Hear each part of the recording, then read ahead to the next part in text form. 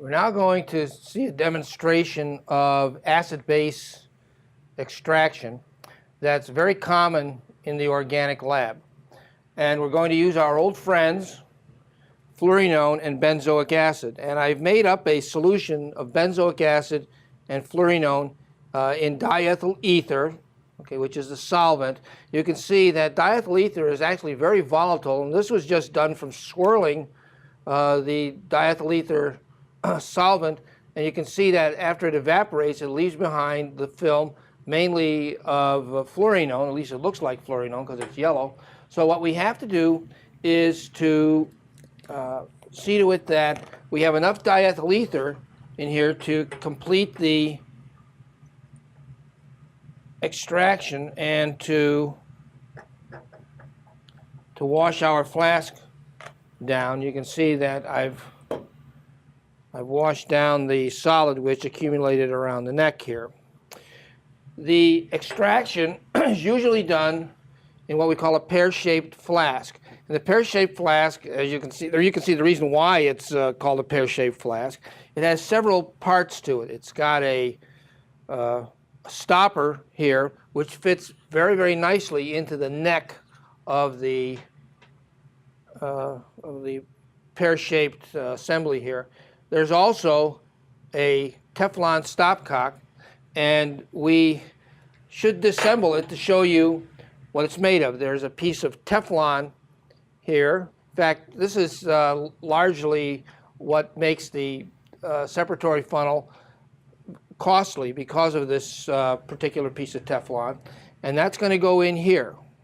Okay, and that should fit in nice and snugly in there. And then what we do is we put this little Teflon retainer around there, and then there is a black washer which is put on there, and then we put a little orange nut over it. Now we've got to be careful that we don't strip the nut, because then this is going to wobble in there and you're not going to get a tight seal. Okay, so we do that, and this stopcock now is in the separatory funnel. The next thing we have to do is to check to see that this doesn't leak. And so I'm just going to put a little bit of diethyl ether in here, and you can see that there's no leakage here. Okay, you'd be able to tell, you'd be able to smell it actually. Now, let's take this out now. Let's pour this. We'll probably use this later on. Okay.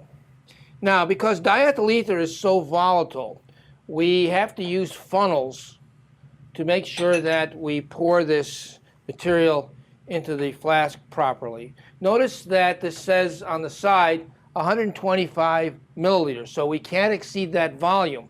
I've got in this particular Erlenmeyer flask about, I would say 60 milliliters of a diethyl ether solution of benzoic acid and fluorinone. And so I'm just going to pour this in here like this. Okay. Now, because diethyl ether is so volatile, it's going to leave a film on the flask. You can see that right here. And we'll use that diethyl ether from a minute ago. Put that in there. Wash that. You can see that we've dissolved most of it, and that will pour in there. But we still have some in the neck. Now, one thing about doing extractions, you want to make sure that you get the maximum amount of material extracted. The more you leave on the sides of the flask, the less that you're going to recover later on, as we'll see. Now, I like to wash out the funnel as well. Okay, we'll get back to that in a minute. Okay. Now, benzoic acid is, as the name implies, an acid, and fluorinone is going to be a neutral molecule. When I add sodium hydroxide to this and I shake it up, the sodium hydroxide, being a base, is going to then convert the benzoic acid into an ether insoluble, water-soluble salt, so that the benzoic acid then is going to migrate from the bottom layer, what looks like the bottom layer anyway right now, and it's going to go into the aqueous layer. So what we need then is some sodium hydroxide. Here we have 3 molar sodium hydroxide. Let's just make a, maybe that's about about 30 mils of 3 molar sodium hydroxide. Let's pour that in.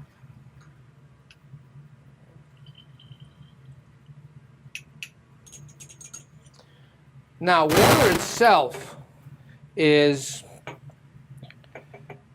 more dense than diethyl ether. Diethyl ether has a density of about 0.73 grams per milliliter, and water, of course, is about 1. And you can see now that the diethyl ether is on top and the water is on the bottom. Now, how do we know that? Because fluorinone is going to dissolve exclusively in the nonpolar water-insoluble solvent that diethyl ether is. Now, I'm going to use, instead of this glass stopper, okay, I'm going to use the cap plug that you have in your desk equipment, and I'm going to now mix the 2 layers up, okay, like that. Now, several reasons for using the plastic.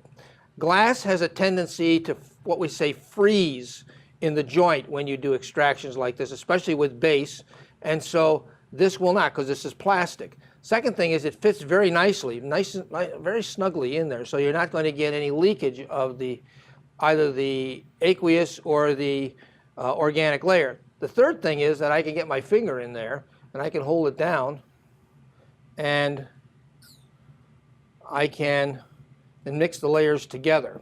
Okay. Now, the neutralization that's going on is an exothermic process, so it's going to heat up the diethyl ether a little bit, and you're going to get a little bit of evaporation. And you can hear it if you listen closely. You may not hear it from where you are right now, but it does, in fact, give a little bit of a hissing. So here we have the 2 layers, and I'm going to only do one extraction for you right now. Okay. We take the cap off. If you leave this on and try to drain the solvent out of here, then you're going to create a sort of a partial vacuum up in here, and you won't be able to get the layers to empty out into flasks. Now, I've got here a lot of Erlenmeyers, and that's what you should have. You should have a lot of these Erlenmeyers ready for capturing this material. I'm going to now drain this, okay, after the layers are separated, and what I can say with most assuredness is that the benzoic acid is in the aqueous layer on the bottom. It's going to take a little bit of time here. Okay, there. Okay. So now I have in here a solution of sodium benzoate in water, and this has a pH probably much higher than 7. We can tell that by taking some of our pH paper, and you can see that it turns a really deep bluish color. And when I match it up with the color here, it's set that the pH is about 13, which is very strongly basic. But what we want is to acidify this so that we're going to convert the sodium benzoate back into benzoic acid, and then that's going to precipitate out. So let's see if that's the case. Let's take here we have an ice bath. I'm going to cool this down, okay, and then I'm going to add 6 molar HCl. Now, let's see what happens when I do that. Okay, cool this down a little bit, and let's put in a little bit of 6 molar HCl. Okay, there you can see that I've changed the pH of the solution enough so that now I have a a precipitate of benzoic acid in water. I can even put a little bit, just a little more, like that, and you can see I get even more of this material out. Let's cool that down, and let's check to see whether or not the pH indeed has changed. I can't. I gotta get my pH paper out here. Well, that wasn't too good, was it? Okay, let's take the pH paper and check this out now. And let's see. Okay. There we go. You can see that when you match up the colors on the legend here for the pH paper, it shows that the pH is between 0 and 1, which means that we have neutralized all the base in there, and we're not going to get any more benzoic acid out than by adding more acid. So there's our benzoic acid. It feels a little bit warm. And now what we want to do is we want to suction filter this. Now you have done this in general chemistry, but here it's really quite easy because we have nice vacuum set up in each one of the hoods. Let's get all this stuff out of the way here. And here we have a Buchner funnel, and the Buchner funnel has a piece of filter paper in it that fits all over the holes that are in the bottom of this funnel. So you can see the holes, okay, in the bottom of the funnel. And what we're going to do is take this piece of filter paper, put it in there, and here we have a sidearm flask with a what's called a neoprene fitment, and this is going to then create a tight seal of the porcelain against the glass. And I usually, when I'm filtering these aqueous solutions like this, I usually put a little bit of water in there to seal the filter paper against the bottom of the funnel. You can see that right there. Okay, now I'm going to swirl this around, loosen it up, and then pour it in here, and you'll see that, in fact, the water filters out quite nicely away from the solid benzoic acid. Now let me wash this out with a little bit of water. Now benzoic acid has a certain water solubility, not a very high one, but nevertheless you want to avoid using too much water to get the residual benzoic acid out. And of course, every time water contacts the benzoic acid in the Buchner funnel, you're going to dissolve some of it, and it's going to collect down there. So this is not the quantitative operation that you might think that it would be. So we're going to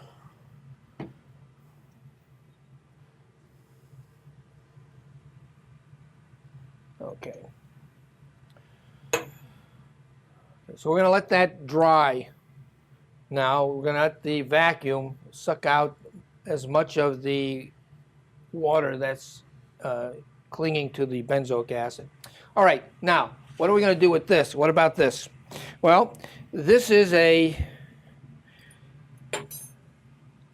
solution.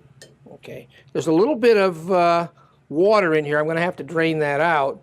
But this is mainly diethyl ether and fluorinone. So what I have to do then, after I get out this water that's separated out slowly, okay, like that, I'm now going to pour this into an Erlenmeyer flask. Now we're going, since there's some water in the diethyl ether, what I want to do is to get that water out. And so we'll pour this in here, see how this works. Okay. Yeah, we have about 60 to 70 milliliters of diethyl ether in there. And I'm going to take a little bit more diethyl ether and rinse out the funnel.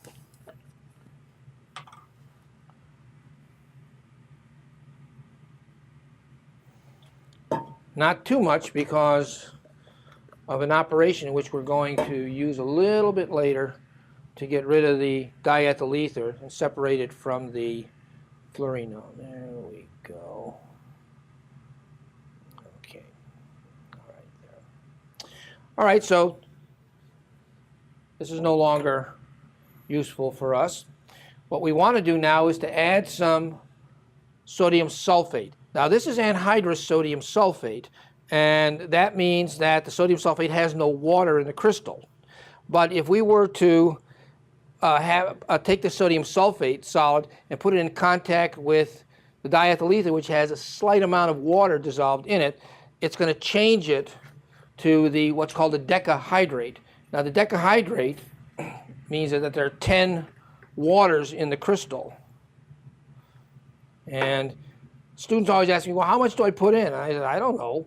Put in whatever allows you to see that the sodium sulfate sticks to the bottom. Now, if you look closely to you can see that there are some sodium sulfate decahydrate clumps in the bottom, but the rest of it, when I swirl it, is free-flowing. So since it's a very fast-drying agent, you can say that there is probably no more water to take out of the diethyl ether layer. Okay, so we don't need this anymore. Let's get this out of the way. All right, now we're going to use in a short while the rotary evaporator, which is going to then remove the very volatile diethyl ether from the, I would say, essentially non-volatile fluorinone. And the way we do that is actually very simple. Let's get rid of this. Now I want to take this. This is going to double for a support for our funnel. I have a bunch of funnels here, but they're all essentially for the same sort of thing. We're going to put this into the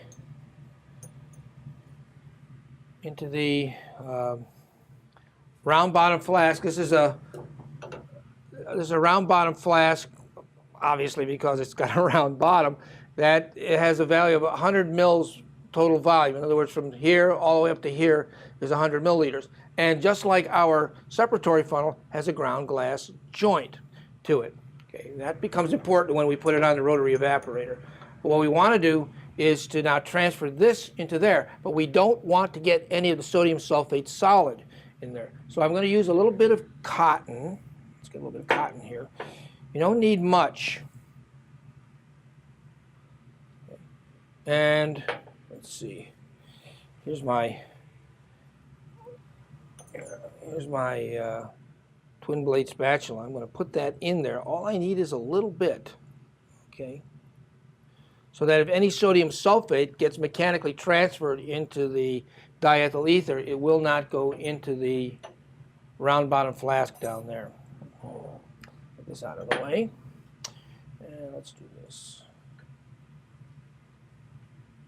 You can see that it flows quite well. But because, once again, diethyl ether is so volatile, it leaves behind a film, and we've got to now dissolve that fluorinone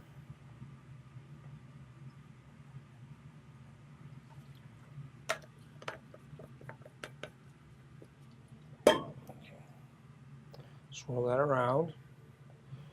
Wait till that comes about. Out of the way. Okay, we're almost there. By the way, you can see the. Let's break this back here. You can see that the benzoic acid. That's the benzoic acid that I made the solution with. Is sort of dry. Could dry a little bit more. But there you go, there's the benzoic acid that was once in mixture with the fluorinone. And we'll get back to that shortly. All right, so let's do this.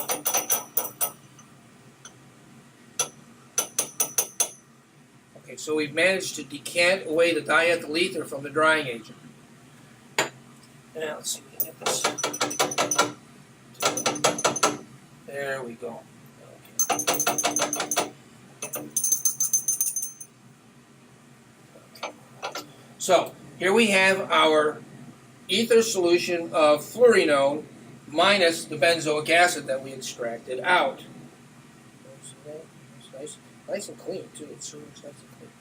Okay, the next thing we're going to do is to use a rotary evaporator to remove that solvent, leaving behind the non-volatile material that's dissolved in it, namely the fluorinone.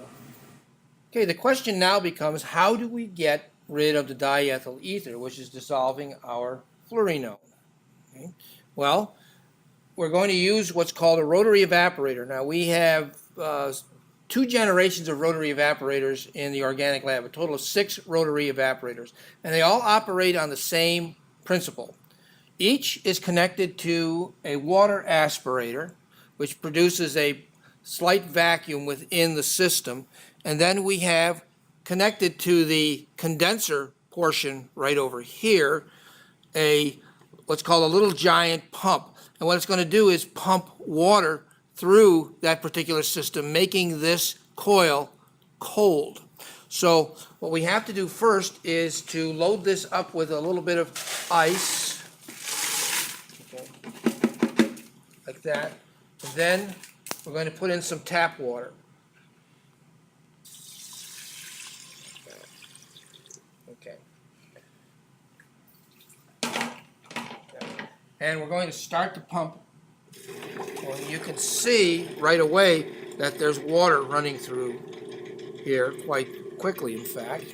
Okay, now, there are certain steps that you have to follow in order to remove the ether successfully without getting in a lot of trouble by bumping and such. The first thing we do is to turn on the aspirator. You can tell that we're developing a vacuum.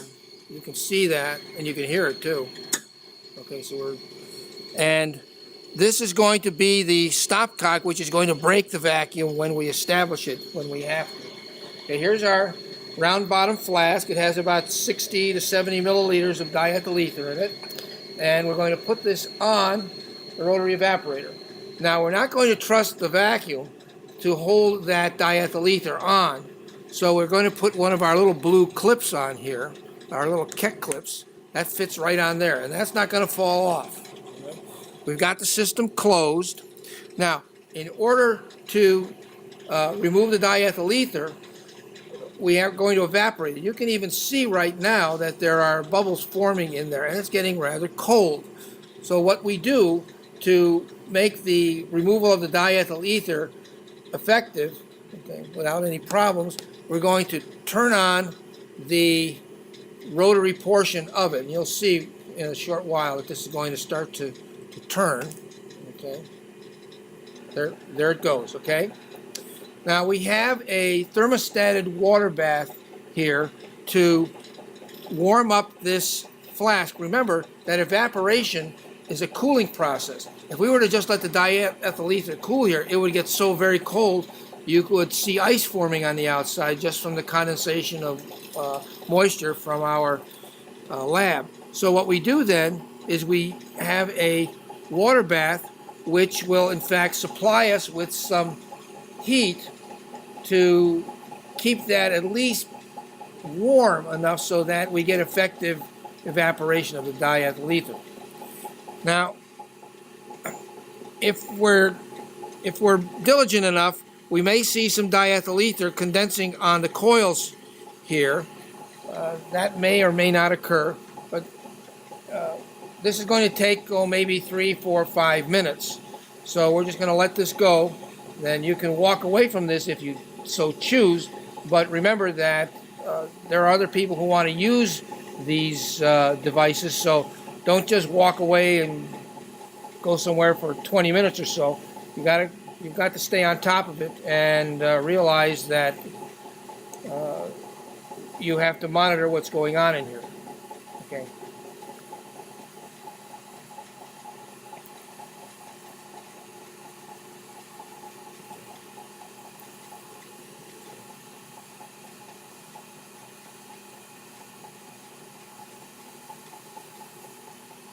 See, there's a little bit of solid that has condensed up in the neck already, and we'll just keep that in the water bath. Now I've got it thermostated for about 37 degrees, and 37 degrees is body temperature. Diethyl ether boils at 35, so that we don't need this to be very, very hot. In fact, it's better if it isn't hot, because it would have uncontrolled boiling and bumping, and the bumping would then bump into this thing that we call a trap right here. It prevents the material from getting from the flask into the rotary evaporator assembly right here in this big condenser. But you don't want to lose your material, so you don't want to heat it too hot. Okay, things are coming along here, and since we did use a substantial amount of fluorinone, the fluorinone is starting to precipitate into the cool diethyl ether, which is getting lower and lower in volume in the flask here. And you can see that. Let me just raise this up. You can see how it's starting to precipitate in there. But we're going to let this go until we get all the diethyl ether off, because that's going to ensure that it's going to be dry, and what we want is a dry fluorinone to work with. Now, sometimes in procedures you are asked to weigh the round bottom flask, because when you remove the solvent, you're going to be left with a dry solid, and the dry solid then is going to have a certain weight to it, and you will then know the weight in the flask by simply subtracting the tare, which is the empty flask, from the flask with all of the solid in it, and that's a good quantitation method. Okay, you can see we're almost there. See that? We're almost there. We'll give that just a little more time, and it will then be dry. You might want to ask, how do you know when all the diethyl ether is gone? I don't know. You just have to be patient with it. With what we have now, we've actually removed about 60 milliliters of diethyl ether in the space of about 3 or 4 minutes. So we're almost done. You can see that it's starting to cover the entire inside surface of the round bottom flask. All right, let's see if we've gotten all the diethyl ether off. So we remove this from the thermostated bath.